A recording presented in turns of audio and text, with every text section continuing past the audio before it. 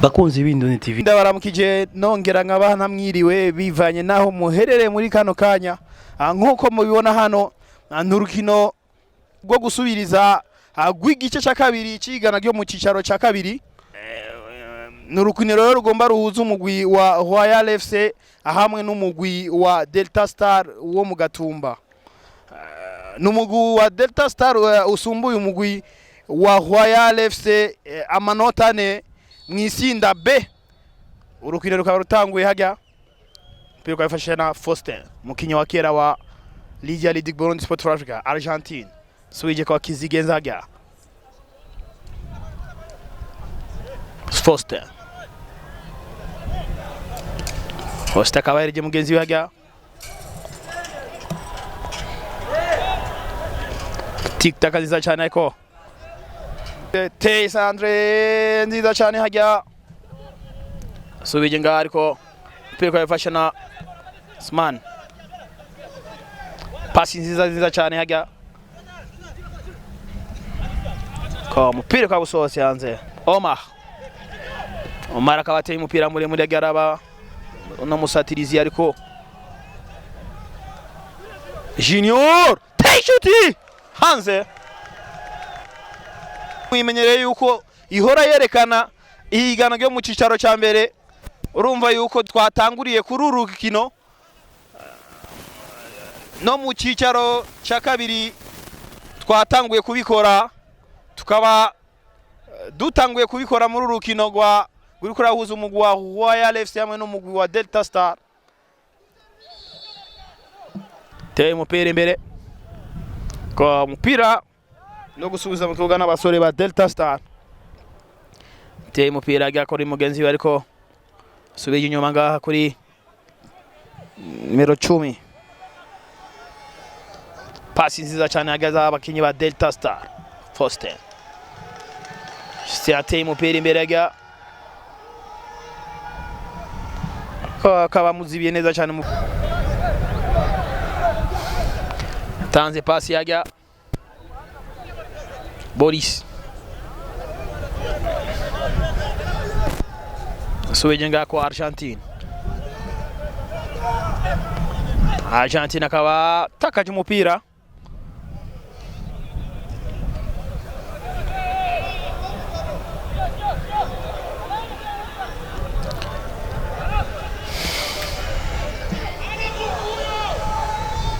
tanzi pasi yake ariko ate centre akaba yarije mugenzi wake Placid Junior ariko takaje umupira kizigeza umugwa wa Royal aragiye neza hagati atanzi pasi yariya ku ruhande rw'ubamfu ate centre umutwaga hanze. Hii ni mechi ya kwanza ya awamu mechi za marudio wanaita first retour.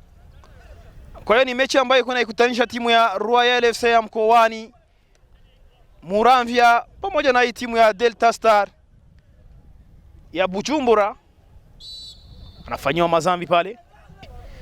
Inapigwa hapa kwa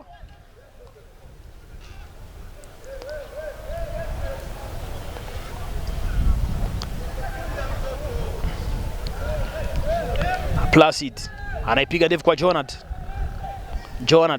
Lakini Jonathan anapigwa mwili pale.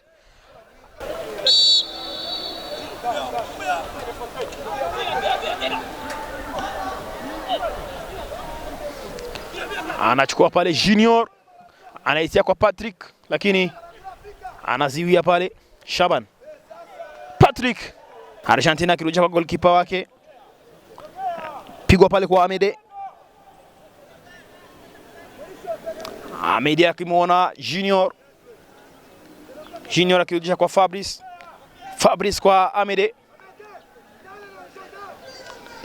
Amede anaipiga ndefu hapa kumuona Jonathan. Anachukua pale Patrick. Anapigwa mwili vale vizuri sana. inapigwa hapa kwa Gerard, tik tak nzuri sana, anachukua Samora anaitia cross nzuri sana, inapigwa lakini ameotea mchezaji huyu wa Royal. Patrick Foster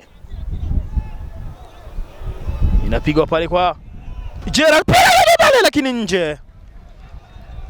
Richard alikuwa anataka kuifumanyia nyavu lakini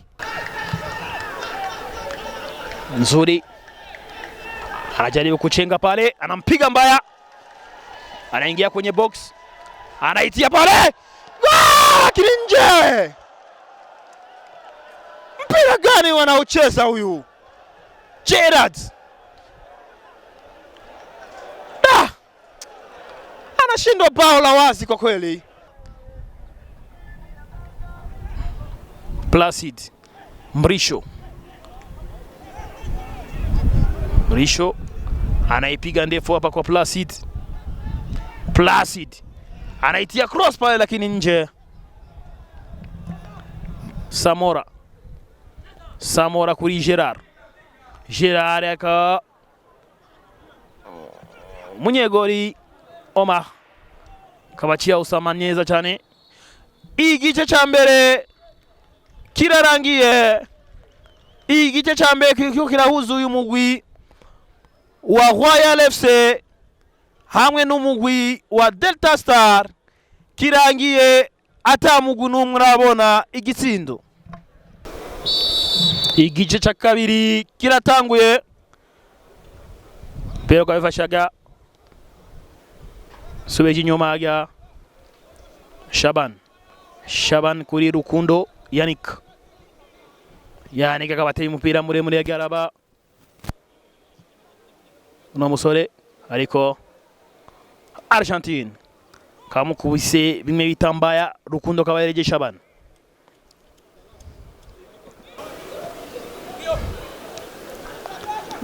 te pasi subije nga umupira uno musore Mrisho te pasi yaga, ariko munyegori kaba usamye neza cyane uno munyegori wa Royal FC ariwe Bigirimana Kofi kabayereje uno musore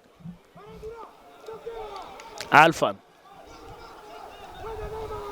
Bigirimana Alfan ateye umupira muremure ga Shaban. Argentine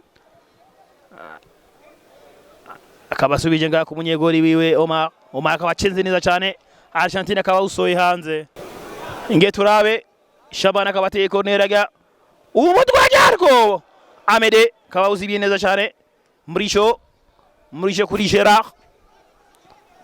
Richard, ariko umunyegori kwa mpira kwa fashana umunyegori we mugo ariwe Kofi kabateye umupira hanze. Frank akabacenze neza cyane, asubije nga shuti hanze kure kabisa, ni gori.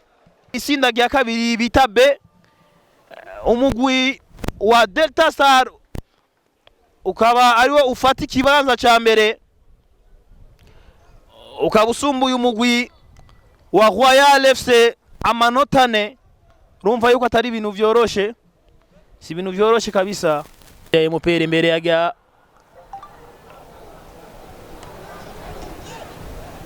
mpira kwa fashana Amede akabayereje umunyegori Frank yaga intervention nziza cyane y'abakinyi ba Delta Star, ugusamara kwa abakinyi ba Royal FC barawushije igisindo kabisa cyarico. Iyo batera kabisa mu igori byari kuba ibindi bintu. Placid Amede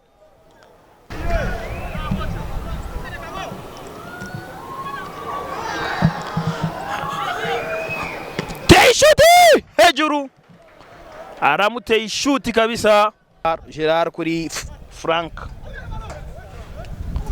akatakaje umupira. Gerard tazi pasi nziza cyane yaga, ariko amuzibiye neza cyane uno musore Fabrice. ate santreko hanze fundo kwa Alfan anaitia mbele, lakini kichwa pale kinagongwa.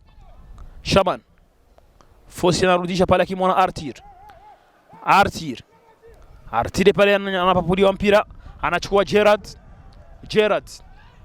anajaribu kupenya pale, lakini refa anakuambia Junior akimwona pale mwenzake ambaye ni Frank, inapigwa pale, lakini beki ya timu ya Delta Star inaokoa. Anachukua hapa, anaipiga ndefu kumwona Artir anaituliza pale kwa Placid anaitia ndefu hapa, lakini Shaban bado hajakusha. Placid anajaribu kupiga lakini bila mafanikio. Anachukua pale Argentine, anautoa nje. Ilikuwa bao kabisa. Junior anaitia cross pale, lakini narudishwa pale. Frank anaitia hapa, anarusha Frank anajaribu kupenya, lakini Placid anamziwia. Anaitia pale ndefu kwa Junior hapa, kirudisha hapa kwa mwenzake, inapigwa ndefu pale na Fabrice. Kosa akimwona pale Junior, inapigwa cross pale, lakini bila mafanikio. Artir anaipapua pale, lakini pigwa mwili pale, anapigwa mwili. Anachukua pale, anaitia kwa Rukundo. Alfan anaitia kwa Shaban anaitia cross, lakini Fabrice anairudisha. Foste Junior, Foste Artir anaitia ndefu kwa Placid anairudisha hapa kwa Foste anaitia cross ndefu hapa kwa Artir. Wanashindwa kusikilizana, ilikuwa bao. Kutokusikilizana.